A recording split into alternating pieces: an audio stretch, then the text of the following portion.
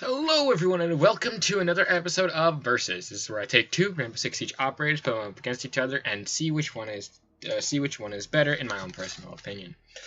Now, when we last left off, we did two attackers, but this time I'm going to be going off book because I haven't done this in a while. But for those of you who don't know, I'm going to be basically going over their loadouts, their armor values, of course, and everything that they have to do, including their unique abilities, sprinkling in tips and tricks on how to use each of them effectively, and all culminating in my final recommendation/opinion. Remember, this is all my own opinions, and each operator, in this sense, it can work in multiple different situations, and some operators work in the same situations, but I'm going to be comparing the two operators to see which one is probably better for more of a beginning player rather than an actual other more experienced player.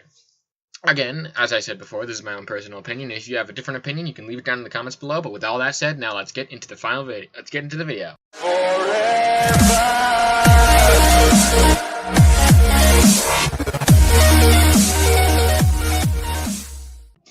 All right, so today we're going to be going over the new operator Zofia along with Ashe, since everyone seems to be comparing them.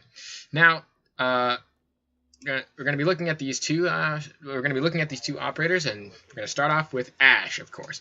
Ashe is a light armored, fast moving operator. She is a 1 armor, 3 speed operator, pretty much.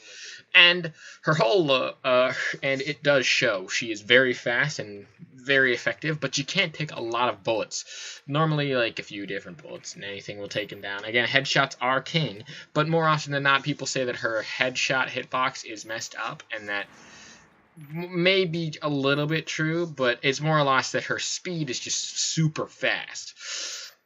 Or at least it feels fast. Moving on to her primary weapon, she has the G36C and the Remington R4. The G36 is a gun that you've probably seen in multiple different games, but it can have various attachments: underbarrel, barrel, laser sight, and even an optic, the whole 9 yards, and same with the Remington 9.4. The differences between them is more or less not just cosmetic. The G36C seems to have a little bit less damage and maybe a little bit more recoil in some cases, whereas the Remington seems to have less recoil but maybe less bullets and a bit more damage. Again, it's more of, I don't know the specific statistics between the two, but I know that the Remington usually is chosen over the G36C, and that's how I like to run that as well. The interesting thing to note about the Remington is that it actually is one of the few weapons to have what's called an extended barrel. This extended barrel extends the barrel length of the Remington out further, but with that comes the added benefit of having your bullets do more damage over a longer range. Like, think of it as just basically extending the barrel out a bit and giving it more rifling to just have it shoot out further. So it basically just extends the range of it pretty much, not really adding much more benefits. Of course, again, with the Remington, you have a bunch of other attachments as well. You can go into the specifics if you really want to. For her secondary weapons, you have the M45 and the 5.7 USG. And I've gone over this in a previous video, but the M45 and the 5.7 is basically, with the M45 you have less bullets but more damage, and with the 5.7 you have less damage but more bullets. Again, both of these can be used in various different ways, and can each, of course, have laser sights and barrel attachments for each of them. And with the recent update, the recoil of each of them is now much more condensed, I guess, and it's very interesting.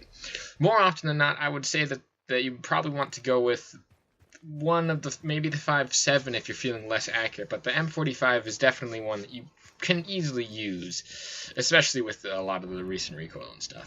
For the generic gadget, of course, we have the breaching charge and the smoke grenades. I'm going to have to give the edge to the breaching charges on this one, just for the sheer fact of the way that her gadget works in her breaching, and she's all about that. And with 3 extra breaching charges, you can actually save that gadget and possibly never use it in the round. But what's the use in that? With all that said, I think that puts Ashe in a very interesting position. But let's move on to Zofia. Zofia is a 2 armor, 2 speed operator. She is a mid-speed operator, means that she is actually slower than Ashe, but can take more bullets. Not very much to, I guess, a significant degree, but it's enough. Okay, it's enough to say it.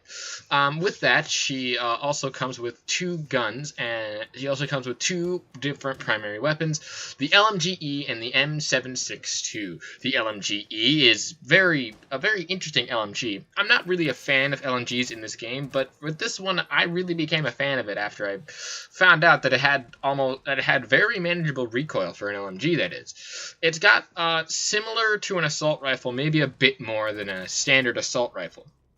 It can have all manner of attachments, including ACOG, sights, grips, stuff like that. I would not recommend putting an ACOG on the LMGE, however, for the sheer reason that I don't really like the zoomed in sights as much as other people might.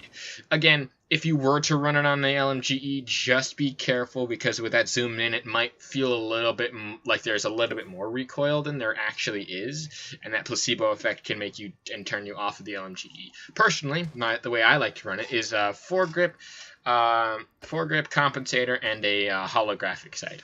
All in all, very good LMG all around. The M762 is an AK customized-ish style of gun, with again the whole 9 yards of barrel, grip, laser, and sight. This one can also have an ACOG on it, which again I would recommend if you're going to be going with an ACOG. You might want to go on the M762 just to have it, just if you really want to run an ACOG. Again, this seems to be another very good assault rifle with a 30-round magazine. Oh yeah, and the LMGE has 150 rounds, making it a perfect round for really good. The 762 has a bit more fire rate, but not to really badmouth the LMGE, but these two are very good guns all around. For her secondary, she shares the same as her sister Zofia, that being the RG-15. It's a very special pistol that can have barrel and laser attachments, of course. It is interesting to note that she will have a green laser rather than a red laser like normal, which is interesting. But it also has the added benefit of her RG-15 to have one of the only pistols to have an integrated sight onto it, or have a sight at all, as most pistols seem to just have iron sights. For her generic gadget, you have breaching charges and claymores, and again, I'm going to have to bring in claymores in on this one because of the sheer fact that, not claymores, I'm going to have to be bringing in the breaching charges because, again, with how her gadget works. Speaking of gadgets, let's get into them, starting again with Ash. Ash comes equipped with a breaching charge launcher. I don't specifically remember the name of it, however, I am very sorry. But it comes with a breaching round. It comes with 2 breaching rounds with a reload in between. So you shoot out the one, it sticks into a wall, and then it blows up. This can be done to any non-reinforced surface, including anything that a breaching charge can go through, anything that a breaching charge can do, this one can do, it just from a distance. It doesn't have a remote detonation, it just goes into the wall, and then it blows up.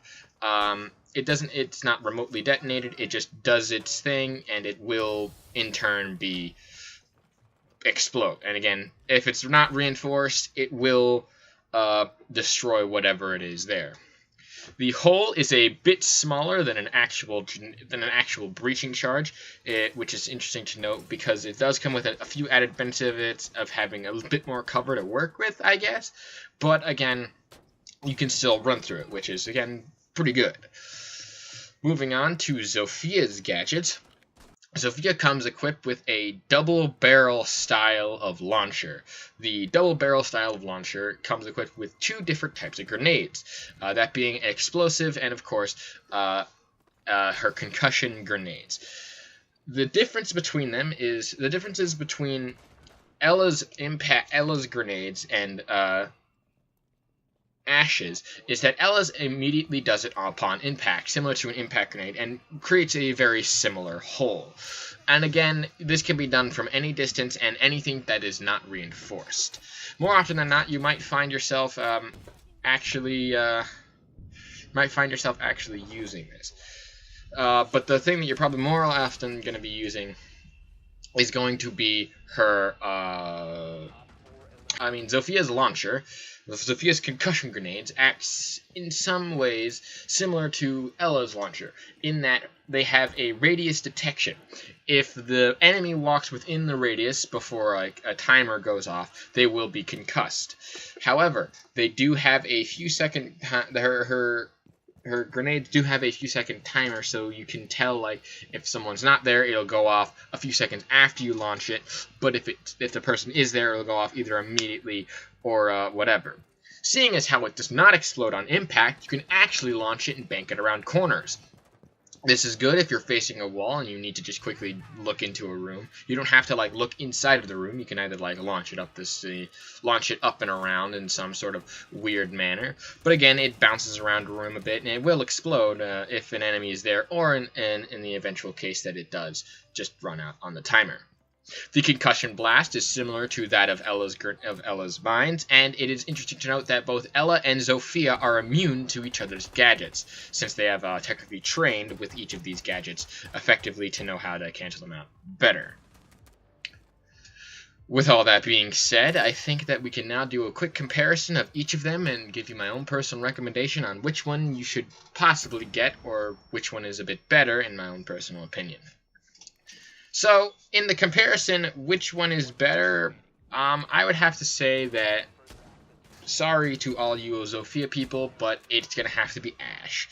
Now, I know a lot of people are probably going to be up in arms or whatever, but I don't care. Ashe is good in most respects, but her benefits outweigh a lot of the results. While Zofia may have the awesome LMG, and while a lot of this may come down to personal preference, I would personally have to say that in most cases you're going to have a person Ashe be a little bit better, in my own personal opinion. The reason is because Ashe's launcher, while it does have a little bit of delay, it does allow you to actually get your weapon out before you actually can bust into the room. And while the same can be done with Zofia, and she can actually do a double breach without wasting any of her launchers or whatever, you can do a similar thing with Ashe if you really wanted to, and without a delay you can breach 2 walls very quickly with Zofia, and that's cool. But I would still have to say that Ashe is just a little bit better. I was even given the fact that Zofia had the extra ability to get up once and have 1 health. And while in some cases that can possibly push her over the edge, I have not found a situation in which I've actually needed to get up by myself. And that might be my own personal self, but still, it's nice to have that option. All in all, I would have to say that Ashe is just the smidgen bit better, in my opinion, than Zofia. If you disagree with me, leave it down in the comments below and keep talking about and versing those people. Anyway, guys, thank you so much for watching, and a peace off. Oh, wizard, what do you see as you twist your tiles beneath?